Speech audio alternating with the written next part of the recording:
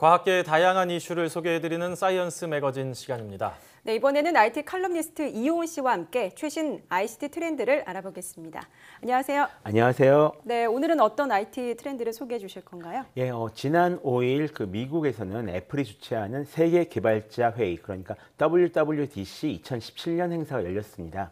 이날 굉장히 많은 하드웨어들이 발표가 됐는데요. 아이러니하게도 많은 사람들의 주목을 받은 것은 반대로 이 증강현실 기술이었습니다. 예.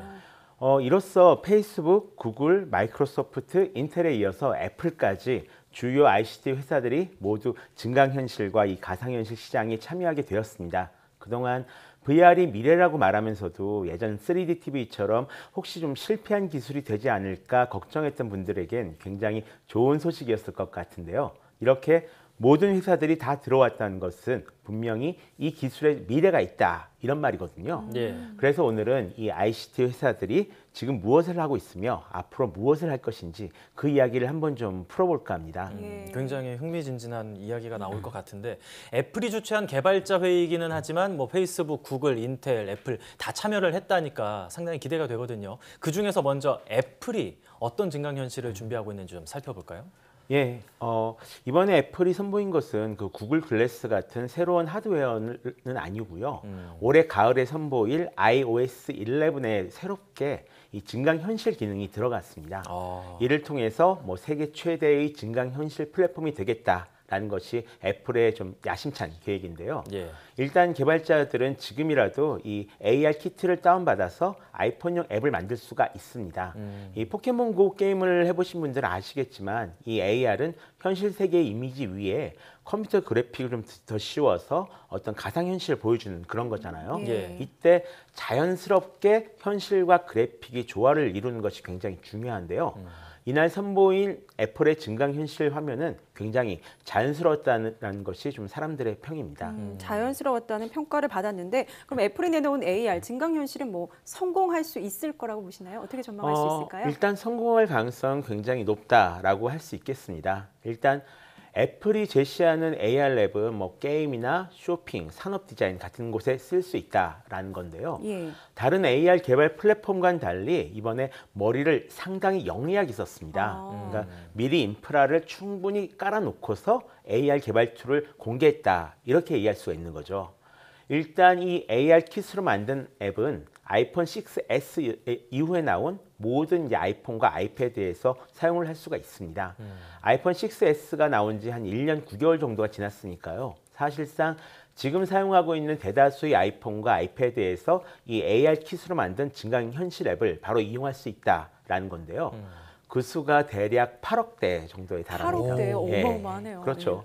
지금 당장 널리 쓸 것이다 라고 얘기하기는 좀 어렵겠지만 앱을 만든 사람 입장에선 일단 이 8억 대의 기기가 있으면 이런저런 시도를 한번 해보기에 좀 충분하거든요. 예. 따라서 올해 가을 이 새로운 아이폰이 발표될 즈음에는 꽤 다양한 이 증강현실 앱을 만나볼 수 있을 것 같습니다.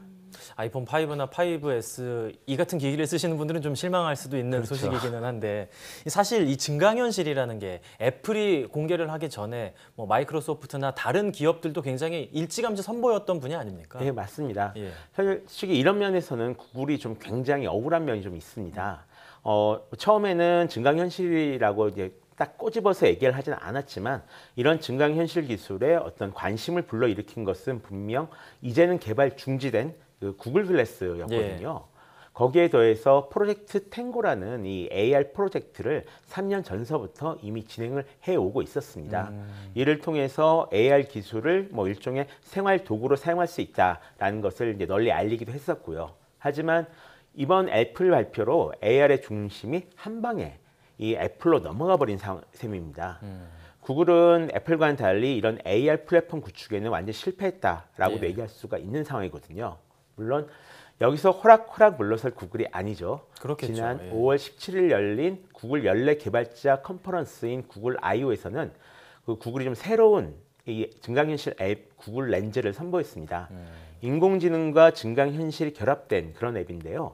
예를 들어서 카메라로 어떤 각이 사진을 딱 찍으면 어떤 각이다 이런 것을 바로 표시를 해주고요. 또는 와이파이 비밀번호를 카메라로 딱 찍으면 바로 알아서 이게 와이파이랑 연결해주는 이렇게 작동하는 똑똑한 앱입니다.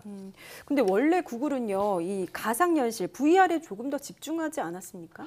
그렇죠. 구글이 원래 그 카드보드라는 굉장히 저렴한 이 VR 헤드셋을 만들어서 어떤 모바일 가상현실을 보급한 장본인이니까요. 예. 그런 구글의 VR 기술 플랫폼을 이제 데이드림이라고 부르는데요. 이번 I/O에서는 데이드림 2.0도 함께 발표가 됐습니다. 특이한 것이 기존에 1시간 정도 걸리던 이 컴퓨터 그래픽을 지금은 0.13초 만에 그려낼 수 있는 새로운 기술을 이제 제공하기로 했고요. 또 추가로 갤럭시 S8을 비롯해서 여러 가지 신형 스마트폰을 데이드림 지원 스마트폰으로 쓸 수 있게 되었습니다. 한편 또 이 스마트폰이 전혀 필요 없는 독립형 가상현실 헤드셋도 이제 공개를 했는데요. 예. PC나 어떤 스마트폰이 전혀 필요 없는 굉장히 간편하게 쓸 수 있는 VR 헤드셋입니다. 특징은 이 헤드셋 앞에 카메라 2개가 달려 있어가지고요. 주변 사물을 카메라가 직접 이제 인식할 수 있는 월드 센서라고 불리는 이 기술이 탑재되어 있다는 건데요. 예. 이미 유튜브를 가상현실 플랫폼으로 활용하고 있는 데다가 이 크롬 브라우저를 VR 콘텐츠로 편입시킬 계획도 이미 진행 중에 있기 때문에 이쪽에서는 좀 구글이 굉장히 열심히 일을 하고 있다라고 말할 수 있을 것 같습니다. 예. 증강현실 쪽에서는 애플이 이미 막대한 플랫폼을 바탕으로 치고 나갈 생각을 하고 있고 구글은 뭐 아마 그 알파고 같은 자신들의 그 인공지능을 바탕으로 VR 쪽에서 좀 두각을 나타내는 그런 모습인데 이렇게 되면 뭐 페이스북이나 인텔, 마이크로소프트 이쪽에서는 뭘 하고 있는지 좀 궁금해지네요. 일단 페이스북 같은 경우는 VR과 AR 양쪽 모두에 손을 대고 있습니다. 예. 특이한 것은 둘 다 이 커뮤니케이션 용도로 사용하고 있다라는 건데요. 지난 4월 열린 페이스북 개발자 행사인 F8에서 선보인 VR 앱 페이스북 스페이스가 있습니다. 여기서는 가상현실 공간에서 다른 여러 친구들 만나서 직접 놀 수가 있습니다. 그리고 증강현실로는 카메라 효과 플랫폼이라고 해서 이 셀카에 이 스티커를 붙여주는 그런 기능이 이제 발표가 됐고요. 예. MS 같은 경우는 5월 11일에 열린 MS 빌드 2017 개발자 회의에서 기존 홀로렌즈보다 많이 저렴한 이 $299 정도의 MR 헤드셋을 선보였습니다. 사실 이 믹스드 리얼리티라고 불리는 MR 융합 현실 분야에서는 아직 이 마이크로소프트가 거의 독보적인 그런 상황인데요. 네. 반면 이 MS 홀로렌즈의 가격이 워낙 비싸서 보급이 별로 이루어지질 않았었거든요. 그래서 이번 저가형 MR 헤드셋의 보급이 어떤 반전의 기회가 될지 좀 지켜보고 있는 그런 상황입니다. 네. 모든 이제 IT 기업들이 원하는 게 이런 뭐 플랫폼 또 생태계를 만드는 것 같은데요. 그렇다면 앞으로 이제 VR 시장이 어느 정도 성장할 수 있을까가 궁금하거든요. 어떻게 전망하시나요? 솔직히 아무도 알 수는 없죠.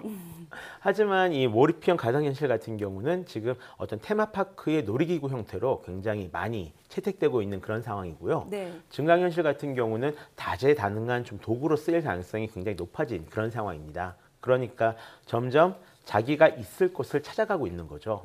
최근엔 한 게임용 VR 헤드셋 같은 경우는 100만 대 판매에 이제 성공하기도 했었고요. 최근 2021년까지 약 $1,500 규모의 이제 시장으로 성장할 것이다라고 예측하는 보고서도 이미 나와 있는 상황이거든요. 그래서 당장 어떤 폭발적인 인기를 얻고 있지는 않지만 네. 계속 새로운 가능성을 모색하고 있는 만큼 저는 이 미래를 좀 낙관적으로 바라보고 있습니다. 네, 마지막에는 콘텐츠 싸움이지 않을까 이런 생각이 드는데요. 그렇죠. 예, 오늘은 증강 가상현실의 현재와 미래에 대해서 한번 살펴봤습니다. 지금까지 IT 칼럼니스트 이호은 씨와 함께했습니다. 오늘 감사합니다. 맞습니다.